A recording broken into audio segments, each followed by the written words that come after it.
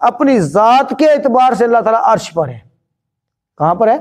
عرش پر ہے۔ یہ نہیں کہ اللہ تعالیٰ بندے کے اندر حلول کر گیا ہے، جی جس طرح سے عام صوفی لوگوں کا عقیدہ پایا جاتا ہے کہ جناب وہ اللہ تعالیٰ دل میں بیٹھ گیا، اس کے اندر حلول کر گیا۔ یہ تو عام طور پر بہت سارے اس طرح کے عقائد جو ہے، عقیدہ وحدت الوجود لوگوں نے بنا رکھا ہے، عقیدہ وحدت الشہود لوگوں نے بنا رکھا ہے، فنا فی اللہ جو ہے ہم اللہ کے اندر فنا ہو جائیں، اللہ تعالیٰ ہمارے اندر فنا ہو گیا۔ بہترین صدقہ جاریہ حاصل کرنے کے لیے اس ویڈیو کو لائک، کمنٹ اور شیئر کرنا مت بھولیں۔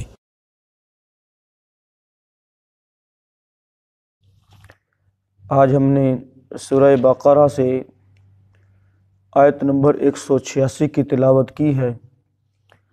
دعا ہے اللہ رب العالمین سے اللہ تعالی ہمیں اس آیت مبارکہ کا معنی مفہوم سمجھ کر عمل کی توفیق عطا فرمائے۔ اس سے قبل ماہ رمضان کا ذکر ہوا، اس کی فضیلتوں کا بیان، قرآن کا نزول، روزوں کی فرضیت، اور اس میں اللہ تعالیٰ نے جو آسانیاں ہمارے لیے رکھی ہیں، مریضوں کے لیے، بیماروں کے لیے، مسافروں کے لیے، ان کے بیان کے بعد اللہ رب العالمین نے حکم دیا وَلِتُكَبِّرُوا اللَّهَ عَلَى مَا هَدَاكُمْ، اور تم اللہ کی بڑائی بیان کرو اس پر جو اس نے تمہیں ہدایت عطا فرمائی ہے، دی ہے۔ وَلَعَلَّكُمْ تَشْكُرُونَ، اور تاکہ تم شکر گزار بنو، شکر کرنے والے بنو۔ اب شکر کا ایک طریقہ وہ ہے کثرت کے ساتھ اللہ سے دعا کرنا۔ اب اس کے کچھ احکام و آداب وہ بیان کرنا ضروری تھے، اس کے بعد پھر رمضان المبارک کا ہی بیان آگے ہونا ہے مزید کہ ماہ سیام میں کیا جائز ہے، کیا ناجائز ہے، اس کے کیا کیا احکامات ہیں، وہ انشاءاللہ پھر آگے بیان ہوں گے۔ پہلے جو ہے یعنی درمیان کے اندر روزے کی حالت میں ہو یا غیر روزے کی حالت ہو، دونوں صورتوں میں اللہ تعالیٰ کو کثرت کے ساتھ یاد کرنا، یہ اس کی شکر گزاری کا بہترین طریقہ ہے، اس کو کثرت کے ساتھ یاد کیا جائے۔ اور کثرت کے ساتھ یاد کرنے میں سب سے اہم رول جو ہے وہ دعا کا ہے۔ کس کا ہے؟ دعا جس قدر بندہ کثرت کے ساتھ کرے گا، گویا یعنی حاجت ہو نہ ہو، ضرورت ہو نہ ہو، بندے کو اپنے گناہوں کی معافی کے لیے تو ضرورت ہے نا، تو دعا کرتے رہیں، کثرت کے ساتھ دعا کریں۔ تو اس آیت سے پہلے اور بعد میں ماہ رمضان کا جو ذکر آ رہا ہے، اس سے ظاہر ہوتا ہے کہ ماہ رمضان خصوصاً روزے کی حالت دعا کی قبولیت کا ایک خاص سبب ہے۔ اور پھر اس میں مزید بھی کچھ اوقات ہیں، مثلا افطار کے وقت دعا قبول ہوتی ہے، افطار کے وقت دعا قبول ہوتی ہے۔ اسی طرح سے رسول اللہ صلی اللہ علیہ وسلم نے روزے دار کی دعا فرمایا لا ترد، وہ رد نہیں ہوتی، عند فطر ہی، افطاری کے وقت۔ مزید انشاءاللہ دعا کے احکام و آداب ہم دیکھیں گے، پہلے ترجمہ پڑھیں گے انشاءاللہ۔ فرمایا وَإِذَا، اور جب، سَأَلَكَ، سَأَلَ سوال کرے، کا ضمیر ہے آپ سے، تجھ سے سوال کریں عبادی میرے بندے، اور جب تجھ سے سوال کریں میرے بندے، انی میرے متعلق، میرے بارے میں، یعنی اللہ تعالیٰ فرما رہے ہیں اپنے حبیب سے کہ اے میرے حبیب، اگر آپ سے میرے بندے سوال کریں میرے متعلق، میرے بارے میں پوچھیں کہ رب کہاں ہے، رب کیسا ہے، ہماری دعاؤں کو سنے گا نہیں سنے گا، ہماری پریشانیاں دور کرے گا یا نہیں کرے گا، میں کہاں ہوں، فَإِنِّي، پس بے شک میں، قریب ہوں۔ میرے بندے اگر میرے بارے میں سوال کرے تو ان کو جواب یہ دے دے کہ میں بالکل کیا ہوں، قریب ہوں، اجیب، اور جواب دیتا ہوں، قبول کرتا ہوں، دعوتا، اجیب، اجاب یجیب، جواب دینا مراد قبول کرنا۔ صاحب جب بندہ جواب دیتا ہے تو کیا کرتا ہے، کسی بات کو قبول ہی کرتا ہے نا۔ فرمایا اجیب، قبول کرتا ہوں، جواب دیتا ہوں، دعوتا، دعا کا، پکار کا، داعی، پکارنے والے کی، اذا، جب، دعانی، جب وہ مجھے پکارتا ہے۔ جس وقت بھی مجھے پکارتا ہے، جہاں بھی مجھے پکارتا ہے، جس مرضی آواز اور بولی میں مجھے پکارتا ہے، میں اس کی پکار کا جواب دیتا ہوں، مراد اس کو قبول کرتا ہوں۔ فَلْيَسْتَجِيبُوا لِي، فَلْيَسْتَجِیب، پس چاہیے کہ یعنی لازم ہے کہ قبول کریں، یستجیبوا لی، وہ بھی قبول کریں، یعنی مراد کیا ہے، مانیں میری بات، وَلْيُؤْمِنُوا بِی، اور چاہیے کہ وہ ایمان رکھیں میرے اوپر، اور چاہیے کہ وہ ایمان رکھیں لائیں میں مجھ پر، لعلہم، تاکہ وہ یرشدون، ہدایت پائیں، تاکہ وہ ہدایت پائیں۔ میرے اوپر یقین کامل ہونا چاہیے، ایمان کامل ہونا چاہیے، اور میری بات کو ماننا، فالو کرنا، یہ ان کی فطرت بن جائے تو پھر ان کی کوئی دعا رد نہیں ہو سکتی۔ کوئی مصیبت، کوئی پریشانی، یعنی جس میں وہ مجھے پکارے، میرے اوپر لازم ہے کہ میں ان کی اس دعا کو، پکار کو سنوں، کیونکہ میں قریب ہوں۔ ترجمہ دوبارہ سے دیکھیں گے۔ وَإِذَا سَأَلَكَ عِبَادِي، اور جب میرے بندے تجھ سے میرے بارے میں پوچھیں، انی، میرے بارے میں، فَإِنِّي قریب، پس بے شک میں قریب ہی ہوں، اجیب، قبول کرتا ہوں، دعوت الداعی، پکارنے والے کی پکار کو، اذا دعانی، جب وہ مجھے پکارتا ہے، فَلْيَسْتَجِیبُوا لِی، تو لازم ہے کہ وہ میری بات مانیں، وَلْيُؤْمِنُوا بِی، اور مجھ پر ایمان لائیں، لعلہم یرشدون، تاکہ وہ ہدایت پائیں۔ محترم بھائیو، آج کا جو ہمارا سبق ہے، اس میں اللہ رب العالمین کی طرف سے ایک بہت بڑی امید ہمیں عطا فرمائی گئی ہے۔ ایسی امید محترم بھائیو بندے کو اپنے قریبی دوست کے اوپر بھی نہیں ہوتی، جو اللہ تعالیٰ نے ہمیں عطا فرما دی، کہ میں تمہارے قریب ہوں۔ اور پیار کا، محبت کا انداز دیکھیے، خاص رحمت کا انداز دیکھیے کہ اللہ تعالیٰ کیا فرما رہے ہیں، عبادی، اپنے بندوں پر اپنی خاص رحمت کا اظہار فرمایا کہ میرے بندے میرے بارے میں پوچھیں، میرے بندے میرے بارے میں پوچھیں تو انہیں کہہ دو، انی قریب، بے شک میں کیا ہوں، بالکل قریب ہوں۔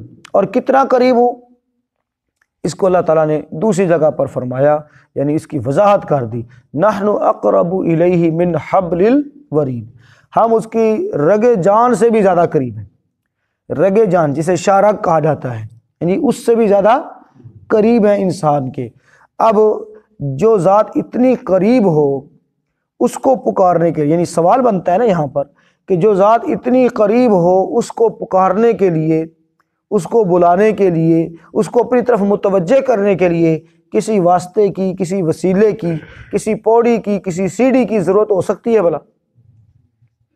جو ذات ہے ہی اتنی قریب کہ نحن اقرب الیہ من حبل الورید، یعنی رگ جان اس کی جو سانس والی نالی ہے، وہ بھی اس کے اتنے قریب نہیں ہے جتنے ہم اس کے کیا ہیں، قریب ہیں۔ آپ اندازہ کر لیں محترم بھائیو، جی اتنے قرب۔ تو لوگ اکثر کہتے ہیں نہیں جی دیکھو کوٹھے چڑھنا ہے تو پوڑی لانی پیندی ہے، ہاں جی پوڑی کی ضرورت ہے، جے کسی وڈے نو ملنا ہے تو پہلے چپڑاسی نو ملیں گے تو وہ اگے ساری درخواست پہنچائے گا، ہاں جی۔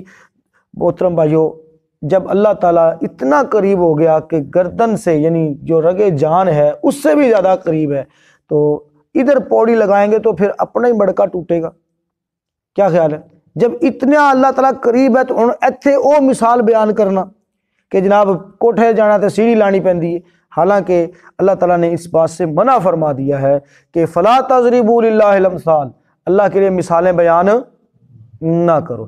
لیس کمثلہ شیء، اس کے مثل تو کچھ ہے ہی نہیں، اس کے مثل کچھ ہے ہی نہیں۔ اس کے لیے مثالیں بیان کرنا، لوگوں کو جو ہے کمپیئر کرنا اللہ کے ساتھ، یا کسی اور کو کمپیئر کرنا، کسی مخلوق کو اللہ کے ساتھ، تو محترم بھائیو یہ ظلم ہے۔ اللہ تعالیٰ نے اس بات سے منع فرما دیا۔ اور انداز دیکھیے، اذا سالک عبادی انی، میرے بارے میں میرے بندے جب سوال کریں تو فانی قریب، انہیں کہہ دو کہ میں بہت زیادہ قریب ہوں، بہت زیادہ قریب ہوں۔ اور یاد رکھیے محترم بھائیو، قریب اللہ تعالیٰ نے دوسری جگہ پر، یعنی جو جبرائیل فرشتہ ہے نا، اس کے بارے میں فرمایا وہ رسول اللہ صلی اللہ علیہ وسلم کے اتنے قریب ہو گئے کہ 2 کمانوں کا فاصلہ رہ گیا، یا اس سے بھی کم، اس سے بھی کم، او ادنا کے الفاظ ہیں۔ فرشتہ جبرائیل قریب آیا، یعنی پھر بھی وہاں پر کیا رکھا تھا؟ گیپ تھا، درمیان میں فاصلہ تھا، لیکن جب اپنے بندوں کے بارے میں اللہ تعالیٰ نے فرمایا کہ میں کیا ہوں؟ قریب ہوں، نحن اقرب الیہ من حبل الورید، میں ان کی رگے جان سے بھی زیادہ قریب ہوں، یعنی اب گیپ درمیان میں کوئی، اللہ کی رحمت اور بندے کے درمیان اب کوئی گیپ نہیں رہا، یعنی اللہ کا قرب اتنا زیادہ ہے بندے کو کہ بندہ تصور نہیں کر سکتا، تصور نہیں کر سکتا۔ لیکن ایک بات یہاں پر اور بھی یاد رکھنے کی ضرورت ہے، یہ بھی ہمارے عقیدے سے متعلق ہے کہ اللہ تعالیٰ قریب ہے اپنے علم اور اپنی قدرت کے اعتبار سے، اپنی رحمت کے اعتبار سے، دعاؤں کے سننے اور قبول کرنے کے اعتبار سے، اپنی ذات کے اعتبار سے اللہ تعالیٰ عرش پر ہے۔ کہاں پر ہے؟ عرش پر ہے۔ یہ نہیں کہ اللہ تعالیٰ بندے کے اندر حلول کر گیا ہے، جی جس طرح سے عام صوفی لوگوں کا عقیدہ پایا جاتا ہے کہ جناب وہ اللہ تعالیٰ دل میں بیٹھ گیا، اس کے اندر حلول کر گیا۔ یہ تو عام طور پر بہت سارے اس طرح کے عقائد جو ہے، عقیدہ وحدت الوجود لوگوں نے بنا رکھا ہے، عقیدہ وحدت الشہود لوگوں نے بنا رکھا ہے، فنا فی اللہ جو ہے، ہم اللہ کے اندر فنا ہو جائیں، اللہ تعالیٰ ہمارے اندر فنا ہو گیا۔ یہ باتیں جو ہے محترم بھائیوں، یعنی پھر اس سے ہر کائنات کی ہر چیز میں پھر اللہ ہے، یہ تصور تو بھائیوں یہ تصور درست نہیں ہے۔ اللہ اپنی ذات کے اعتبار سے کہاں پر ہے؟ عرش پر ہے، ٹھیک ہے۔ اگر یہ مان لیا جائے کہ ہر جگہ پر ہے تو پھر وہ قوال پتہ ہے وہ کیا کہتا ہے؟ مسجد میں تو، مندر میں تو، ہر جگہ تو ہی تو ہے، پھر وہ مندر میں بھی اللہ تعالیٰ، سمجھ آ رہی بات کی؟ تو یہ محترم بھائیوں عقیدہ درست نہیں ہے۔ عقیدہ وحدت الوجود ہو، عقیدہ وحدت الشہود ہو، یا پھر محترم بھائیوں یہ جو حلول کا عقیدہ ہے، یہ سارے باطل نظریات اور عقیدے ہیں۔ اللہ اپنی ذات کے اعتبار سے عرش پر ہے، اپنی رحمت کے اعتبار سے، قدرت کے اعتبار سے، علم اور حکمت کے اعتبار سے، نوازنے کے اعتبار سے، اللہ رب العالمین دعا کے قبول کرنے رد کرنے کے اعتبار سے انسان کے بالکل قریب ہے۔ آگے فرمایا میں پکارنے والے کی پکار کو سنتا ہوں، قبول کرتا ہوں، وہ مجھے پکارے۔ اب پتہ چلا کہ یہ اللہ کی ذات ہی ہے جو پکارنے والے کی پکار کو سنتی ہے، کوئی اور ذات ایسی نہیں ہے جو ہر پکارنے والے کی پکار کو سنے۔ اگر یہ بات ہو کہ ہر بندہ ہی سن سکتا ہے، یا پھر خاص یعنی ہستیاں ہیں جو پکارنے والے کی پکار کو سنتی ہیں، تو محترم بھائیوں پھر ہمارے پاس ایک یعنی یہاں پر چند سوال ریز ہوتے ہیں، سوال کھڑے ہوتے ہیں، تو پھر ہمارے پاس ایک لسٹ ہونی چاہیے کہ کون کون سی ہستی ہے جو سنتی ہے، کون کون سی ہستی ہے جو سنتی ہے۔ پھر ہمارے پاس یہ لسٹ بھی ہونی چاہیے کہ وہ کس کس زبان کو سمجھتی ہے، کس کس زبان کو سمجھتی ہے، وہ کتنے فاصلے سے سمجھتی ہے۔ دن میں تو سن لے گی، رات کو بھی وہ سنتی ہے، یا پھر اسے نیند نہیں آتی، یہ بھی تو ہے نا، ہے جی۔ تو یعنی اس طرح کے بہت سارے سوالات جو ہیں وہ پیدا ہو سکتے ہیں۔ تو سمجھ لیجیے محترم بھائیوں کہ کوئی بھی ایسی ذات، کوئی بھی ایسی ہستی اللہ کے سوا نہیں ہے جو ہر ایک کی سنے، دور اور نزدیک سے سنے، اور سوتے اور جاگتے میں یعنی دن اور رات میں سنے۔ اچھا ایک بندے کی زبان بند ہو گئی ہے، وہ کچھ بول نہیں سکتا، تو اللہ کے سوا کوئی ایسی ہستی ہے کہ دل ہی دل میں بندہ اس کو پکارے تو وہ اس کی پکار کو سن لے؟ تو اب بات یہ سمجھ آئی کہ کوئی بھی ایسی ہستی اللہ کے سوا نہیں ہے، کوئی ذات ایسی نہیں ہے جو بندے کی باتوں کو سن سکے۔ اذا دعان، جب وہ اس کو پکاریں، یعنی جب کا مطلب رات میں، دن میں، سوتے میں، جاگتے میں، دل میں، منہ سے، زبان سے، یا پانی کی گہرائی میں، مچھلی کے پیٹ میں، رات کے اندھیرے میں، جس مرتبہ جیسے جہاں پکارے گا اللہ تعالیٰ اس کی دعا کو سنتا ہے، قبول کرتا ہے۔ محترم بھائیوں لیکن ایک بات یہاں پر سمجھنے کی ہے، وہ ہے فَلْيَسْتَجِيبُوا لِي وَلْيُؤْمِنُوا بِي۔ جس قدر بندہ اللہ کی بات کو ماننے والا ہوگا، جس قدر اس کے اوپر ایمان اس کا پختہ ہوگا، اسی قدر اس کی دعاؤں کی قبولیت لازم ہوگی، اسی قدر اس کی دعا زیادہ قبول ہونے والی ہوگی۔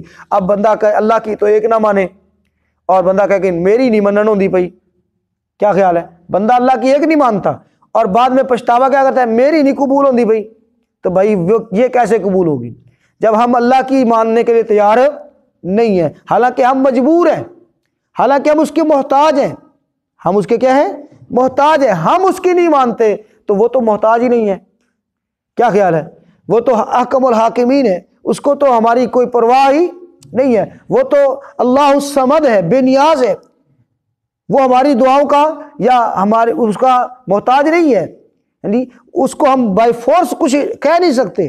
اس اعتبار سے بھائیو ہم اپنی محتاجی میں، پریشانی میں بھی اس کی ماننے کے لیے تیار نہیں ہے، تو وہ تو احکم الحاکمین ہے، شہنشاہوں کا شہنشاہ ہے، بادشاہوں کا بادشاہ ہے، بے پرواہ ہے، اس کو پھر ہمارے ماننے کی کیا ضرورت پیش آ رہی ہے؟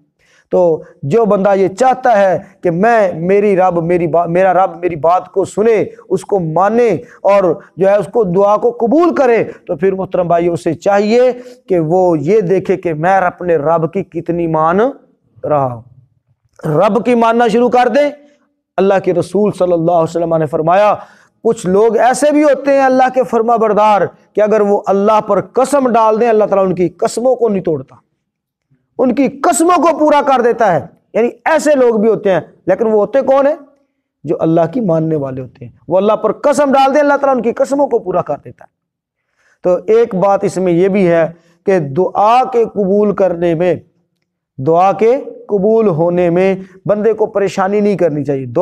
ہر دعا ہی قبول ہوتی ہے سوائے اس کے کہ جس میں قطع رحمی ہے، رشتے کو توڑنا ہے، ظلم ہے، اس کے علاوہ باقی ساری دعائیں قبول ہوتی ہیں، لیکن اس کی 3 شکلیں ہیں۔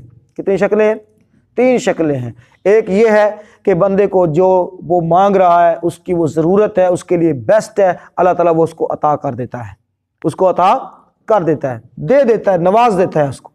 دوسری شکل یہ ہے کہ وہ جو چیز مانگ رہا ہے اس کو پتہ نہیں ہے کہ یہ میرے حق میں بہتر ہے یا نہیں ہے، اللہ تعالیٰ وہ اس کو نہیں دیتا، بلکہ اس کا الٹرنیٹ، اس سے اچھی کوئی چیز اللہ تعالیٰ اس کو عطا فرما دیتا ہے، یا پھر اللہ تعالیٰ اس سے کوئی ایسی چیز جو اس کے لیے نقصان دہ تھی، اس دعا کے عوض وہ اس سے ہٹا دیتا ہے، اس سے وہ ہٹا دیتا ہے، مصیبت دور کر دیتا ہے، اس کی پریشانی دور کر دیتا ہے۔ یہ ہے محترم بھائیو دوسری شکل۔ اور تیسری شکل اس کی یہ ہے کہ اللہ تعالیٰ نہ تو اس کو وہ دیتا ہے، نہ اس کی کوئی مصیبت دور کرتا ہے، نہ اس سے بہتر اس کو دیتا ہے، بلکہ اس دعا کو اٹھا کر آخرت میں سٹور کر دیتا ہے۔ کیا کر دیتا ہے؟ سٹور کر دیتا ہے۔ تو آخرت میں اس کا اجر ثواب اس کو دیا جائے گا۔ یعنی یہ ہے محترم بھائیو تیسری شکل دعا کی قبولیت کی۔ تو پتہ چلا دعا کسی بھی حال میں رد نہیں ہے، یہ قبول ہو کر ہی رہے گی۔ کثرت کے ساتھ دعا کریں۔ دعا کا طریقہ کار، آداب میں نے پہلے پیچھے ایک ویڈیو کے اندر ذکر کر دیے تھے جب ہم نے سبق پڑھا تھا۔ تو بہرحال یہ دعا کی قبولیت کے حوالے سے چند باتیں مزید تھی، وہ آپ کے سامنے میں نے ذکر کر دی۔ لیکن اس کے لیے اللہ کی ماننا، توبہ استغفار کرنا، گناہوں سے اجتناب کرنا اور اللہ پر ایمان پختہ رکھنا محترم بھائیو یہ بڑا ضروری ہے، یقین کا ہونا بڑا ضروری ہے۔ فرمایا لعلہم یرشدون، تاکہ تم ہدایت پا جاؤ۔ یرشدون کا ایک مطلب یہ بھی ہے تاکہ تم مراد کو پا جاؤ۔ ہاں جی، مرادیں لینے کے لیے در بدر ٹھوکریں کھانے کی ضرورت نہیں ہے، کامیابی کے لیے در بدر ٹھوکریں کھانے کی ضرورت نہیں ہے۔ اللہ رب العالمین جب تمہیں پکار رہا ہے کہ میں تمہارے قریب ہوں، میں تمہارے قریب ہوں، مجھے پکارو، جب بھی پکارو گے میں تمہاری پکار کو سنوں گا، لیکن شرط یہ ہے کہ تم میری بات ماننے والے بنو، میرے اوپر ایمان لانے والے بنو۔ لہٰذا محترم بھائیو ہمیں ہر حوالے سے جو ہے اللہ کی طرف دیکھنا چاہیے، ہر حوالے سے اللہ کی طرف دیکھنا چاہیے اور اپنے معاملات کی اصلاح کرنی چاہیے، اللہ کی ماننی چاہیے، حرام کو چھوڑنا چاہیے، حلال پر قناعت کرنی چاہیے، اللہ رب العالمین پر ایمان یقین پختہ ہو، اس کے احکامات کو مکمل طور پر فالو کرنے والے بنے۔ اللہ تعالیٰ سے دعا کرتے ہیں اللہ رب العالمین بات کو سمجھنے کی، عمل کی توفیق عطا فرمائے۔